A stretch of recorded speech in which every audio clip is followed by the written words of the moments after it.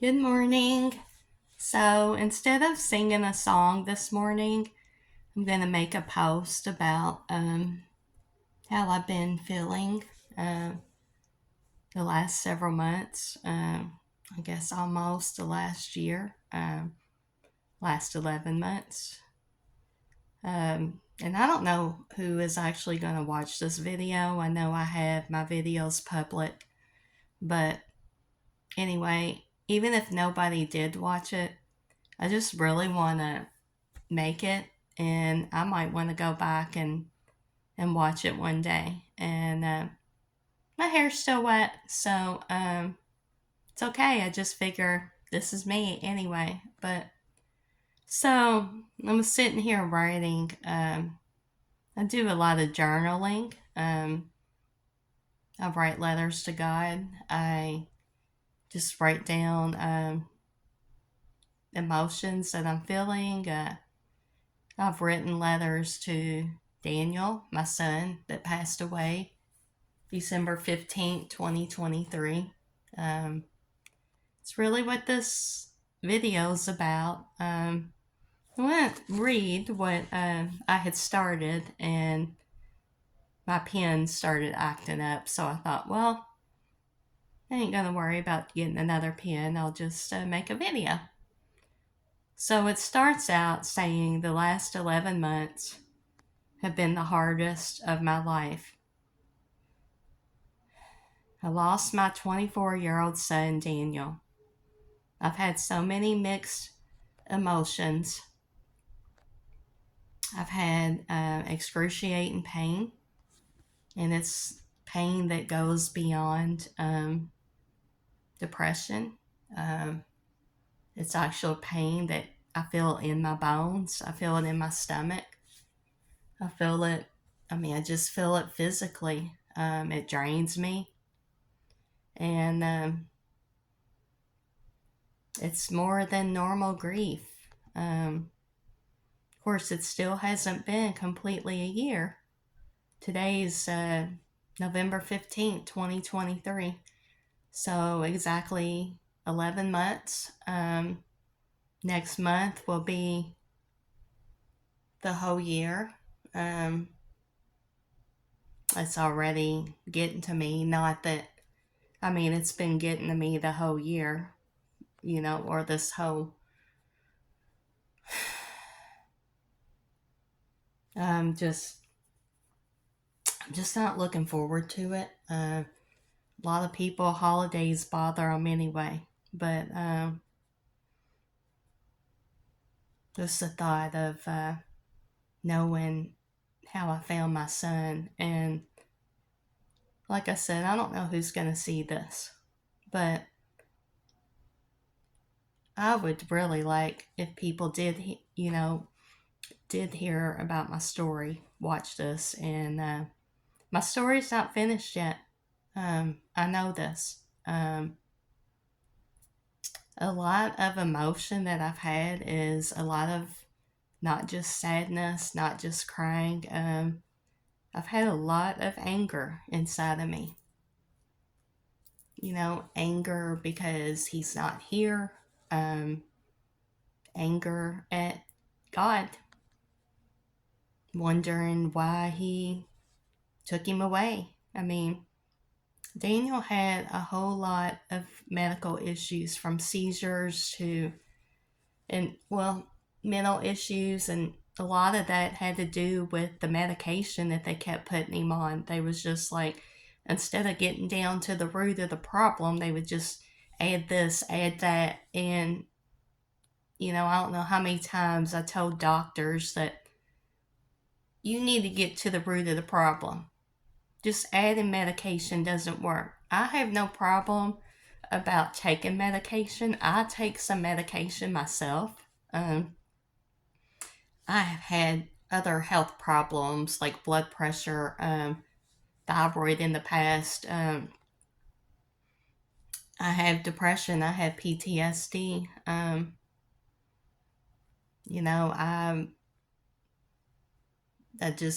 on medication too for my depression.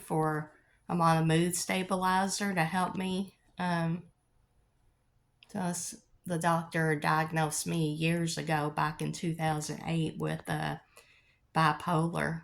Um, and so I've been on medication for that anyway. My dose has been changed up and down. But so the point of that saying is that I don't have a problem with medication. It's just trying to put something on top of and just keep on. And that really messed up Daniel's thinking. Um, but I know that, you know, that God speaks to us in our spirit. So while he was here, I was always praying, God, no matter how Daniel's mind might be disoriented from medication, that he would speak to his spirit. And I know that he did.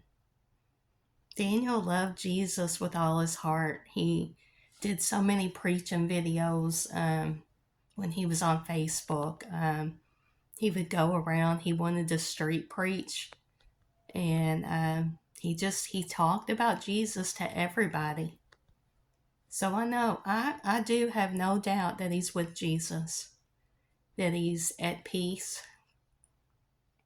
But that doesn't help the pain that I deal with every day. I wake up living in a daze, and it's just like when I wake up, it's like, is this real? You know, it starts all over again. And I was going to therapy classes, which it was only once a month. And at first I thought might have been helping, because it was for people that have just lost a child. But there was only one or two people in there. They had been without their child, one of them for 16 years, one of them for about 5 years. And then it was never more than really one or two people. And they just kept saying how it's going to get better.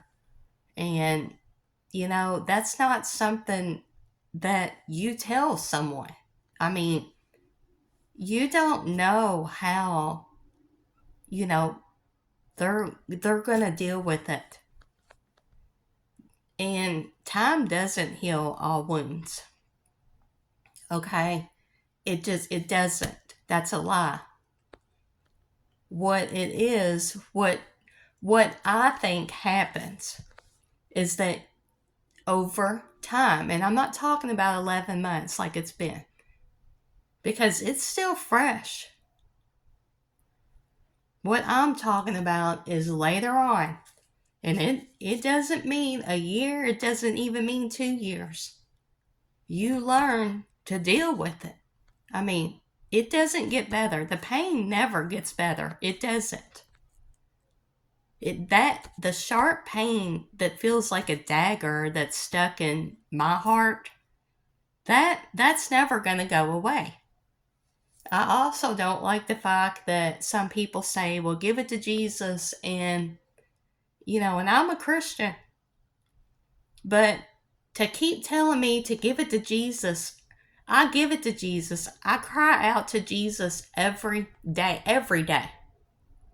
There's not one day that I don't wake up that throughout the days, every 7 days a week, that I don't break down. And I'm not saying that to get pity or, you know, not everybody may not deal with it like that. I do. You know, I'm not married. And again, when I say these things, I'm not saying it for pity. I'm just saying it because this is the truth about me. And that's another thing.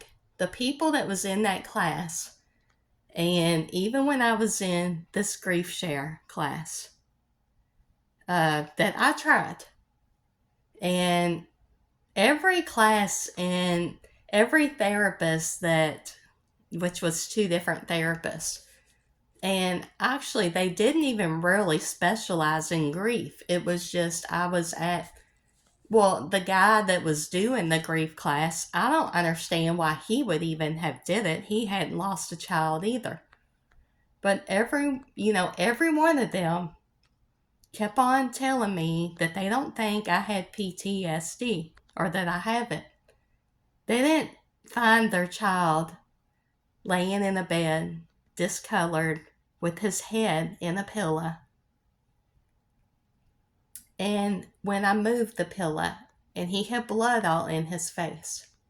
And that was from where the blood just starts flowing down. I've read all kinds of articles about what happens when a person dies. He was already dead for a couple of days.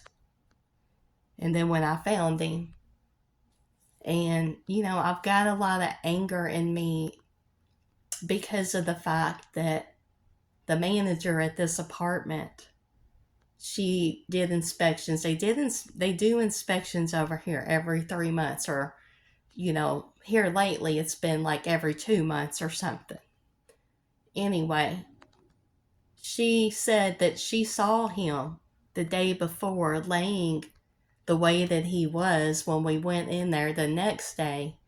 She told me that his head was in a pillow. He was face down. And he never moved, like when they were in there. Like they check a smoke detector. They beat on the door like police officers. So that right there should have let them know that he wasn't just sleeping. You're going to hear somebody come in. You're going to move. And he never moved. And for her to know exactly the way that he was laying, you don't know that. I mean, just walking past, you might see somebody and you might see them sleeping, but how are you going to know exactly? So, I've given that to God. It's hard for me to forgive that because I really think that she should have contacted me and let me know, look, I think something's wrong with Daniel. Instead, I had to wake up the next morning and asked her if Daniel was in there whenever they did inspections. And that's when she told me the way he was laying. And I said, well, I need you to go open the door. And she was making up these excuses about that she didn't want to, that I could do a welfare check on him, and that, well, why would I think? Because I knew something was wrong. I knew it was. I hadn't heard from him for 2 days, which, that's not unusual because sometimes he would go, because he lived over here by me and we would usually run into each other. But being 24 years old, he wanted his independence too. And I knew something was wrong that morning. Even before I called down there, I knew something was wrong. I felt it. And I actually had a vision from God. I saw him on the ground in my dream. And of course it wasn't exactly the way that he was laying but I found, I saw him in my dream that he was dead. So that's when I called down there and asked her. Well, she finally ended up opening the door, and when we went in, I found him like I did. I pulled the cover down and I found him. And that's something that you can't get that out of your head. I had a guy at the library, and I know that people say things that they try to be helpful, but he told me that you just have to get that vision out of your head and remember I can't. Like, that's my child. I saw him the way I saw him. I mean, you can't just get that out of your head. I've gave it to God, okay? I have. But it's still in my head. And I don't know when that's going to get out of my head. All I know is that people did not see what I saw. And on top of just seeing somebody's body dead, it wasn't just somebody, it was my son. And most of what I did the last 24 years that he was here, he always had health problems, even when he was 2 years old. But I spent a lot of time calling doctors, a lot of time up at the hospital with him, just other stuff that he needed done, like to apply for things. I helped him get the apartment living over here by me. And I don't say that to brag. I say that because this is part of what I did. He was so much a part of my life that, like I said, it's not just losing my son. He was really, ultimately, he was my best friend. And I hope nobody has to go through the pain that I'm going through still. But I also make this video so that people can understand that nobody can give anybody a time limit, and nobody honestly can say that it will get better in time, because nobody can promise that. They can't. And and in the past also I've had somebody say, well, you're just a depressing life. No, I'm doing the best I can. But something else I also don't like somebody saying is that they're saying that, oh, you're dealing with it, so good. No, I'm not. I've read articles. That's not something that you tell somebody, that they're dealing with it. You know,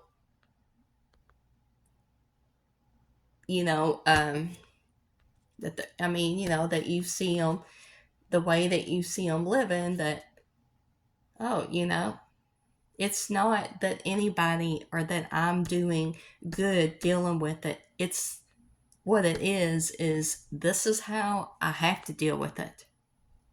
I have to get up. I have to deal with this. And I am dealing with it the best I can, but I'm not dealing with it good.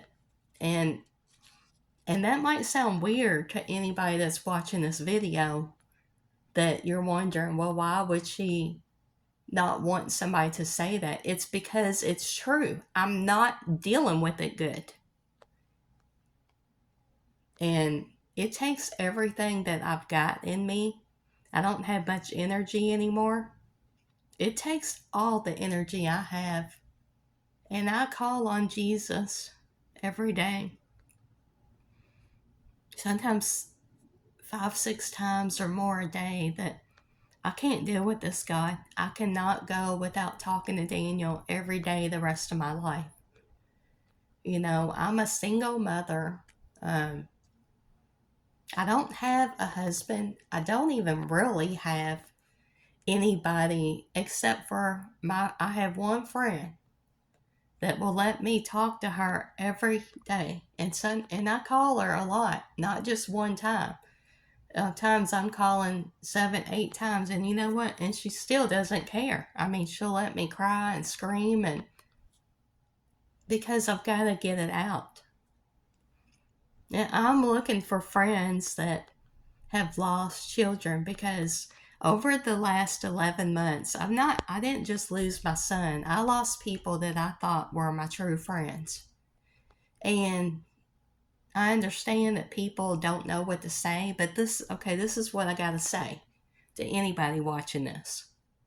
You don't have to say anything. All you have to do is be there, and not just say you'll be there, actually be there. And some people say, well, I just don't call people. Okay, well, but can't you call your friend that lost her son? Because, it's not just December 15th. It's not just December 20th when I buried him. I deal with this every day. Every day. And it is so hard. And I'm really hoping that with this being public, that somebody else that's lost their child, that they realize that, well, first of all, if anybody watches this and they need anybody to talk to, I'm here. And I'm not just saying I'm here, I will be there. I know what it's like to feel alone, to be alone. I'm praying that God will send me the right people in my life that can relate to me. Like I said, I've tried therapy classes, I've tried therapy. So far, nothing, you know. But I just have to keep believing that God knows what He's doing. It's hard for me to have my faith. It is. But I guess somewhere deep inside of me, in my spirit, I still know that He's there. Because, see, look at this. See these books? This notebook? I write letters to God. Even whenever I have anger inside of me, I don't understand why He took him from me. He's got something for me. I don't know what it is. I'm just praying that I find out one day. I will say this. I do believe that in time, God will let me help other people, whether it be me start a group in person or online. I know what it's like. And I know what to say to people. I mean, not to make them uncomfortable, to be there, to listen, and for them to know that any emotion that you feel, there's not just five emotions. When you go to some type of class, a grief class, they'll tell you, well, you go through this, you go through the shock, you go through they say there's 5 emotions. There's not. There's more than 5 emotions. And nobody, and I mean nobody, has the right to tell someone that they don't need, that they shouldn't be in shocking stage. It doesn't matter if online it says that it could just be a few minutes, a few weeks, a few months. It can be years. What I saw was traumatic. And no parent should ever have to walk in and see their child discolored in the way that he was. I'll keep trying to go on the best I can. But I'll never, and I mean ever, get over being the fact that he's gone and being okay with it. I won't. And people say, well, you'll feel different in the next year. How do you know? Like I said, my son was such a big part of my life. we went out to eat together. We had our own popcorn and movie night. In fact, when I was on Facebook last year, December the 1st, 2023, I had made a post. I screenshotted it. I printed it out. Printed out quite a few things. And he was over here having popcorn and movie night. My birthday's December the 7th. He came over. He ate some birthday cake my mom had made. He acted fine. I mean, he didn't seem sick. December the 9th, he came over here. Oh, he was in excruciating pain. Thought, I was going to have to call the doctor. And he told me that he had came from the doctor already, that they sent him home. I gave him some Tylenol. He asked for Tylenol. He was laying in this little chair that I've got, Shuike chair. It's kind of like a lawn chair. But anyway, he was laying there. The pain he was in,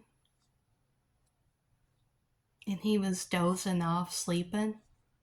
I don't know if they had gave him something at the hospital or it ended up being a hospital. I thought that he was telling me that he had just seen the doctor today or that day.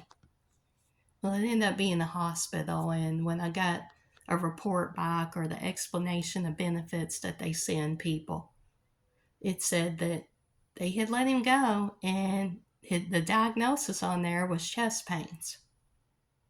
Well, I'm not a doctor. I don't have to be. When somebody's having heart issues like that, you don't send somebody home. I mean, you just don't. A few days later, he was dead. I got a text from him that Tuesday night. He was watching a Christian video, a preaching video of Isaiah. I think his name's Salvador or something like that. It was late at night. I texted him back. I said, I'll watch it tomorrow. That was a Tuesday night, and it was about 9:30. Wednesday, I had tried to call him. He didn't answer. I thought maybe he was sleeping, Thursday, I was helping watching with my kids, or my kids, my grandkids, and my granddaughter had a Christmas thing at the church because she was going to preschool. Anyway, I was busy doing that. I didn't get back home till about 5 o'clock from helping, and then it was time to go. And then I was busy. And then that's when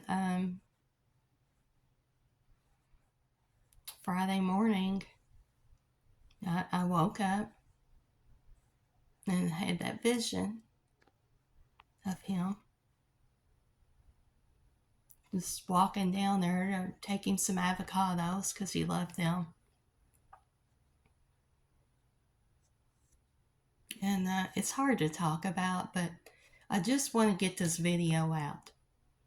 I kind of want to just get it off my chest, but I just want to get it out there. I want anybody to be able to see this. And like I said, I hope that it'll help somebody. I've learned more in the last 11 months from reading books, reading stories, other people dealing with deaths of losing a son or daughter. I just want people to know that there is no right or wrong way to grieve. There's not. You grieve your own way, and in your own timing. I miss Daniel so much.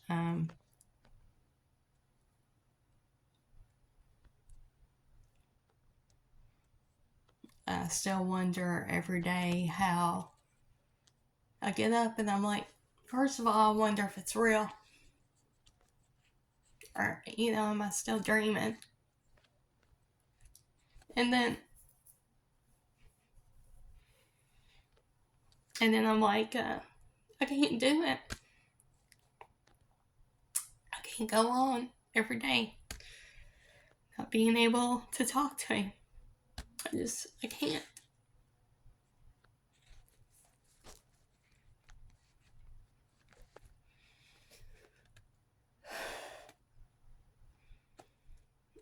I didn't plan on getting upset on a video, but I'm not gonna edit this. I guess you can just see where the pain's still at. So like I said, if anybody's watching this video that needs to talk, that's lost a child, I'm here.